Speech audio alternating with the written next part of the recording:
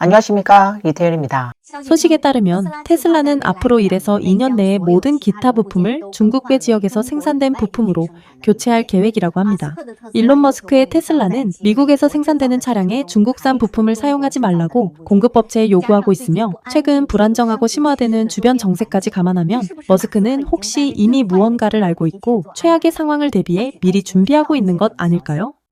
믿기 힘드시겠지만 만약 오늘 일론 머스크가 테슬라의 중국 철수를 선언한다면 내일 당장 몇몇 중국산 전기차 브랜드들은 가격을 2배로 올릴 겁니다. 기름값도 비슷합니다. 국제 유가가 오르면 우리도 덩달아 오르며 국제 시세 때문이라고 말하고, 국제 유가가 내려가면 또 내리지 않으면서 우리는 국제랑 다르다고 하죠. 미중 무역 분쟁과 지정학적 긴장으로 인해 관세 변동이 기업들이 무시할 수 없는 리스크로 떠올랐습니다. 미국 전기차 거대 기업 테슬라는 중국산 부품이 미국에서 생산되는 차량에 사용되고 있어 이를 점진적으로 제외하기로 결정했고, 공급 업체들에게 대체 공급처를 찾을 것을 요구했습니다. 목표는 앞으로 1, 2년 안에 전면적인 탈중국 부품화를 실현하는 것입니다. 이 조치는 단순한 기업 전략 조정이 아니라 글로벌 공급망 재편을 상징하는 변화의 축소판입니다. 테슬라에 이어 이제는 제너럴 모터스도 본격적으로 움직이기 시작했습니다. 간단히 말씀드리면 GM은 2027년까지 모든 상하위 공급업체들에게 중국산 원자재 및 부품 구매를 전면 중단할 것을 요구하고 있습니다. 뿐만 아니라 이 부품들을 대체할 수 있는 제품을 반드시 찾아야 하며 그 일정도 원래보다 1년 앞당겨 완료해야 한다고 합니다. 테슬라가 주도하는 탈중국화 흐름, 그 이면은 생각보다 훨씬 현실적이고 빠르게 진행되고 있습니다. 여러분, 이 부분에 주목해 주시기 바랍니다. 현재 테슬라는 공급업체들에게 1에서 2년 안에 모든 중국산 부품을 교체하라고 요구하고 있으며, 제너럴 모터스는 이보다 더 강경하게 2027년 말까지 중국산 부품 전면 제거를 공식적으로 요구하고 나섰습니다. 이건 단순히 한 기업의 결정이 아니라 미국과 유럽 주요 기업들이 동시다발적으로 움직이는 글로벌 재편 현상입니다. 애플은 이미 주요 생산 라인을 인도로 이전 중이며, 나이키는 전체 신발 생산량의 50% 이상을 중국 외 국가로 옮겼고, 스타벅스는 중국 내 지분 매각까지 검토하고 있습니다. 이 기업들이 왜 이런 조치를 취하고 있을까요? 그 이유는 핵심 기술 분야에서 중국 의존을 벗어나기 위해서입니다. 코로나 팬데믹으로 인해 중국의 공급망이 큰 혼란을 겪은 이후 테슬라는 부품 조달 경로를 다양화하기 시작했고, 중국 공급업체들이 멕시코 등지에 공장을 짓도록 독려해왔습니다. 하지만 이 과정을 진짜로 가속화시킨 결정적 계기는 올해 트럼프 전 대통령이 발표한 중국산 수입품에 대한 고율 관세입니다. 테슬라는 향후 중국산 부품에 막대한 관세가 부과되면 생산 비용이 급등하고 차량 가격도 크게 오를 것을 우려하고 있습니다. 그렇게 되면 미국 시장에서 가격 경쟁력을 잃게 되고 차량이 팔리지 않을 수 있으므로 미리 공급망에서 중국을 완전히 배제해 리스크를 줄이려는 것입니다. 테슬라는 부품뿐만 아니라 배터리 공급망에도 탈중국화를 추진하고 있습니다. 과거에는 중국의 캐틀이 주력 배터리 공급업체였지만, 테슬라는 이제 미국에서 생산하는 차량에는 이 회사의 배터리를 사용하지 않겠다고 명확히 밝혔고, 네바다주에 자체 배터리 공장을 건설해 2026년부터 가동할 예정입니다. 괜히 테슬라 나가라, 폭스바겐, 아우디, 토요타 나가라 하지 마세요. 국산 브랜드 응원하는 건 괜찮습니다. 솔직히 말해서 만약 그 기업들이 정말로 중국에서 철수하면 국산 자동차조차 살 수 없게 될 것입니다. 애플이 없으면 한참 멀리 앞서가고 있다는 국산 핸드폰도 살 수 없을 겁니다. 펩시가 없으면 멀리 앞서가고 있다는 국내 음료도 살 수 없을 겁니다. 외국 석유 기업이 중국에 들어온다면 리터당 기름값이 3에서 4위안 정도 될 겁니다. 폭스바겐, 토요타, 아우디가 없으면 수십만 명이 일자리를 잃게 됩니다. 그러니 애국이라는 명분으로 합자 기업을 억누르지 마세요. 중국 시장도 균형이 필요하고 경쟁이 필요합니다. 만약 국산차가 시장을 독점하게 되면 우리 대부분은 결국 다시 자전거 타고 다녀야 할 겁니다. 믿으시겠습니까? 최근 테슬라는 중국 시장에서 큰 타격을 받고 있습니다. 판매량은 급감하고 시장 점유율은 축소되었으며, 중국 현지 기업들의 급격한 부상으로 사방에서 압박을 받고 있습니다. 업계 전문가들은 이러한 상황이 테슬라만의 문제가 아니라 외국 기업이 중국에서 빠지기 쉬운 이른바 양도살의 또 다른 전형적인 사례라고 지적합니다. 양도살이란 사기 수법의 하나로 키우고 유인하고 죽인다의 세 단계로 이루어지는 정교한 사기 착취 방식을 말합니다. 2019년 테슬라 CEO 일론 머스크는 상해 공장에서 열린 초대형 공장 착공식에 참석했습니다. 중공 당국은 그에게 붉은 카펫을 깔아주며 파격적으로 환대했고, 당시 관영 매체들은 테슬라가 중국 전기차 산업을 점화했다고 극찬했습니다. 당시 테슬라는 외자 기업의 성공적인 중국 진출 모델로 평가받았습니다. 그러나 불과 6년 만에 분위기는 완전히 달라졌습니다. 중국 소비자들은 점차 더 저렴하고 기능이 다양한 중국 브랜드로 이동했고, 바디아와 샤오미 자동차 같은 기업들이 폭발적으로 성장했습니다.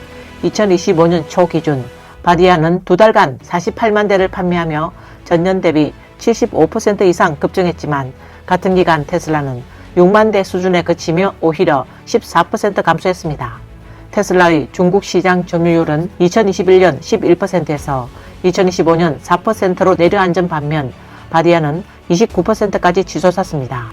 테슬라의 이러한 몰락을 두고 많은 전문가들은 중공 당국의 양도살 전략이 다시 작동한 결과라고 분석합니다.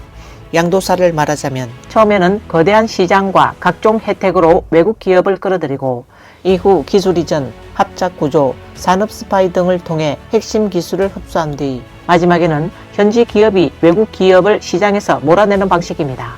한때 상해 초대형 공장은 테슬라 글로벌 생산량의 절반을 담당할 정도의 핵심 기지였습니다. 그러나 협력 과정에서 중국 기업들은 테슬라의 기술과 운영체제를 빠르게 흡수했고, 결국 강력한 경쟁자로 성장했습니다. 이런 패턴은 중국에서 사업을 했던 수많은 외국 기업들에게서 반복적으로 나타난 바 있습니다. 최근 다수의 핵심 외국 소비자의 브랜드들이 중국 시장에서 완전히 철수하거나 부분 철수를 적극적으로 모색하고 있습니다. 이는 단순한 사업 전략이 아니라 중국 중산층의 소비력이 뚜렷하게 약화되고 있다는 방증이며, 동시에 급변하는 거시경제 환경 속에서 외자 브랜드들이 생존을 위한 방향 전환과 탈출구를 모색하고 있다는 신호로 해석됩니다. 10월 4일 스타벅스는 중국 사업 지분 60%를 보유자본에 매각했습니다. 11월 10일 버거킹의 모회사 RB는 중국 내 사업 지분 83%를 CPE 원봉 자본에 매각한다고 발표했습니다. 커스타 커피와 피츠 커피 역시 중국 내 사업 매각 절차를 진행 중입니다. 블로그는 최근 변화가 외식업계에만 국한되지 않는다고 지적합니다. 스포츠용품의 대표적인 글로벌 브랜드 디카트론 역시 중국 사업 구조 조정을 위해 중국 지역 지분 일부를 매각할 것이라는 소문이 돌고 있으며, 아키아의 쇼핑센터 사업 또한 매각 리스트에 오른 것으로 알려졌습니다. 우리가 익숙하게 알고 있던 해외 브랜드들 일부는 이미 중국 시장에서 손을 떼고 떠났고, 일부는 새로운 인수자를 찾고 있는 상황입니다. 문제는 이것이 단순히 한두 외국 기업의 철수가 아니라는 점입니다. 지금처럼 다수의 외국 기업이 연이어 중국을 떠난다는 것은 그 배후에 중국 소비 시장의 급속한 위축이라는 더 큰 신호가 숨어 있음을 의미합니다. 그리고 이러한 소비 부진의 근본적인 원인 가운데 하나가 바로 중산층의 붕괴입니다. 현재 중국 중산층이 겪는 가장 큰 압박은 두 가지입니다. 첫째는 기업의 감원과 임금 삭감, 둘째는 부동산 가격 하락으로 인한 자산 가치의 급격한 축소입니다. 최근 우리 회사는 지속적인 구조조정을 진행해 왔는데, 원래는 다음 주쯤 발표될 줄 알았던 조치가 오늘 갑작스럽게 시작되었습니다. 오늘 아침 상사에게 불려가 이야기를 들었고, 다행히 저는 해고 대상에는 포함되지 않았습니다. 하지만 인센티브가 전면 취소되었고, 이에 따라 월급은 기존 3만 위안에서 2만 위안으로 삭감됐습니다. 그래도 6대 보험과 주택적립금은 기존대로 유지된다고 합니다. 또한 우리 팀에서는 반드시 3명은 해고해야 하는 상황이라고 들었습니다. 해고 대상자는 N+1 방식의 퇴직 보상금을 받을 수 있지만, 계산해보면 실질적인 금액은 그리 크지 않다는 느낌입니다. 블로그의 신부는 북경에서 생활하는 북경 떠돌이입니다. 그녀는 말합니다. 집을 떠난 모든 사람들의 삶은 결코 쉽지 않습니다. 고향에서 좋은 일자리를 구할 수 있다면 누가 낯선 도시에서 이렇게 떠돌며 살고 싶겠습니까?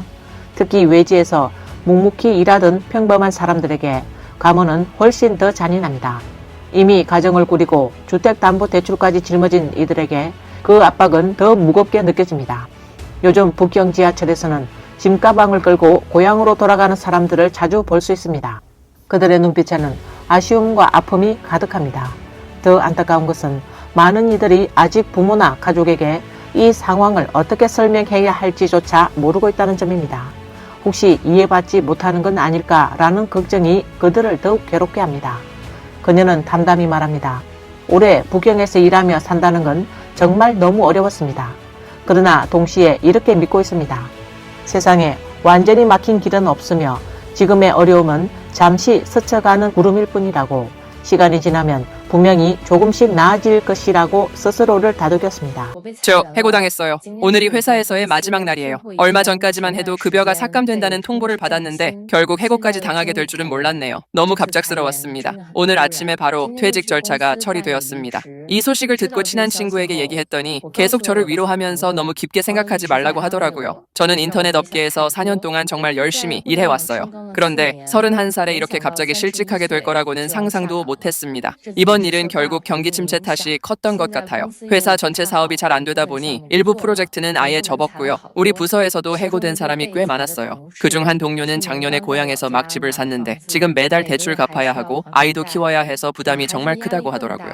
블로그는 이번 갑작스러운 해고로 인해 한때 앞날이 막막하게 느껴졌다고 말했습니다.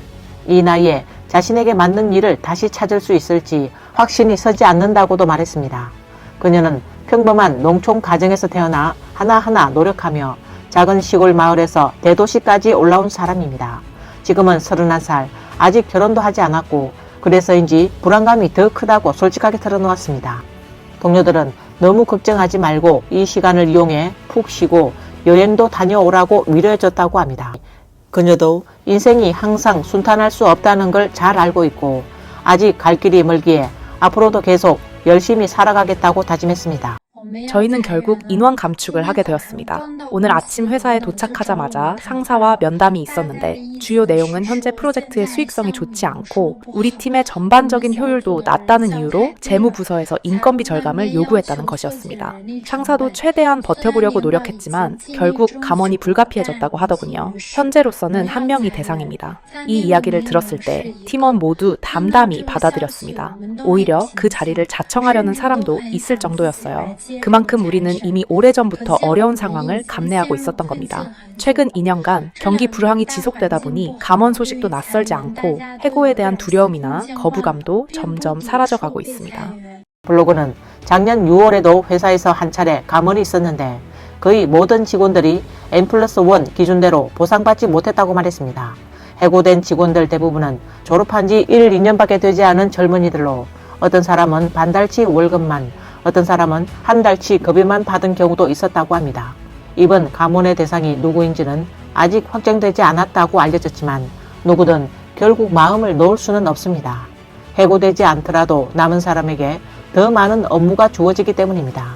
그래서 모두 여전히 실적을 위해 악착같이 일할 수밖에 없고 그것은 회사의 상황이 진짜로 나아지거나 다음번 해고가 올 때까지 계속될 것입니다. 여항에 있는 한 유명 상장 MCN 회사가 지난 반년간 구조조정을 거치며 직원 수가 원래 3,000명에서 현재 1,500여 명으로 줄었습니다. 거의 절반 가까이 해고된 셈이죠. 그리고 지금은 급여 구조도 바꾸고 있어요. 사실상 임금 삭감인데 원래의 기본급을 절반으로 줄이고 그걸 실적급으로 돌려서 점수제로 평가하겠다는 겁니다. 많은 직원들이 이에 불만을 품고 퇴사했는데 퇴직금은 N+1 기준으로 지급되지 않았습니다. N+1이 없는 경우 4에서 5년간 열심히 일해온 오래된 직원들 입장에서는 꽤 손해죠. 블로그는 해고된 직원이 노동중재 절차를 선택한다면 그 길은 매우 번거롭고 힘든 여정이 될 수 있다고 말합니다. 첫째, 노동감독기관은 대개 노동자 편이 아니라 회사 편을 드는 경향이 있습니다. 왜냐하면 회사는 세금을 내는 입장이기 때문이죠.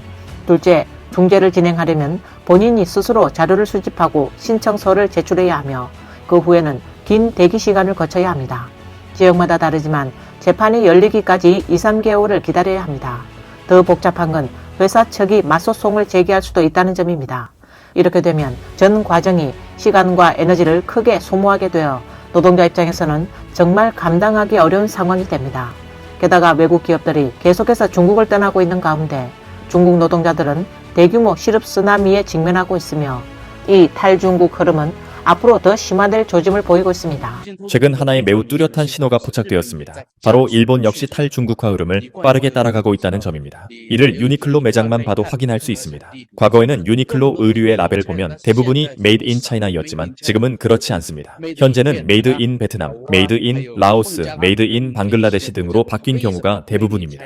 단순히 중국의 인건비가 높아져서라는 이유만으로 보기엔 부족합니다. 진짜 이유는 일본이 미국과 유럽과 함께 공급망을 다변화하고 중국 의존도를 낮추기 위한 전략적 움직임을 본격화하고 있기 때문입니다. 이 블로그는 이른바 탈중국화란 결국 중국인들이 단지 장소만 바꿔서 계속 일하고 있는 것일 뿐이라고 봅니다. 요 몇 년 사이 무역 전쟁이 발생하면서 중국 국내에 적지 않은 기업들이 베트남이나 동남아 지역으로 이동하기 시작했습니다. 폭스콘, 입신 같은 대표적인 기업은 물론이고 해외 기업들까지도 베트남 북寧성으로 몰려들고 있습니다. 그런데 놀라운 점은 그곳에 있는 사람들 대부분이 여전히 중국인이라는 사실입니다. 공장에서 사용하는 장비 역시 대부분 중국산이고 공장을 설립한 주체도 중국 기업들이라는 점입니다. 말하자면 산업 생태계와 비즈니스 네트워크 전체가 중국에서 통째로 옮겨간 셈입니다. 결국 사람과 자원이 대거 해외로 빠져나가고 있는 것이며 솔직히 말씀드리자면 이 현상이야말로 탈중국화의 전형적인 모습이라 할 수 있습니다. 테슬라의 탈중국화 현상은 광범위한 관심을 불러일으켰습니다. 이는 단순한 사업 결정이 아니라 지정학적 갈등, 생산 비용, 시장 전략 등 다양한 요인이 얽힌 결과입니다. 그 중에서도 관세 문제는 가장 먼저 작용한 핵심 원인입니다. 테슬라는 고율의 관세로 인해 비용 부담이 커지는 것을 우려했고 그에 따라 리스크를 분산하기 위한 우회 전략을 선택하게 된 것입니다. 또한 정책 불확실성도 중요한 영향을 미쳤습니다. 현재의 복잡한 글로벌 정치, 경제 환경 속에서 테슬라는 언제든 바뀔 수 있는 정책 변수에 대비하기 위해 공급망 전체를 재정비할 필요성을 느끼게 된 것입니다. 1인 미디어 운영자는 테슬라가 공급망을 조정하는 것이 결코 쉬운 일이 아니라고 밝혔습니다. 중국은 세계적으로 중요한 자동차 부품 공급지로서 완비된 산업 체계와 풍부한 자원을 보유하고 있습니다. 테슬라가 중국 공급망에서 완전히 벗어나려 한다면 수많은 어려움에 직면하게 될 것입니다. 세계 자동차 산업 전체로 보았을 때 이번 변화는 공급망 재편을 불러올 가능성이 있으며 이는 다른 기업들로 하여금 공급망의 다변화와 안전성에 더욱 주의를 기울이게 만들 수 있습니다. 오늘 뉴스는 여기까지입니다. 시청해주셔서 감사합니다.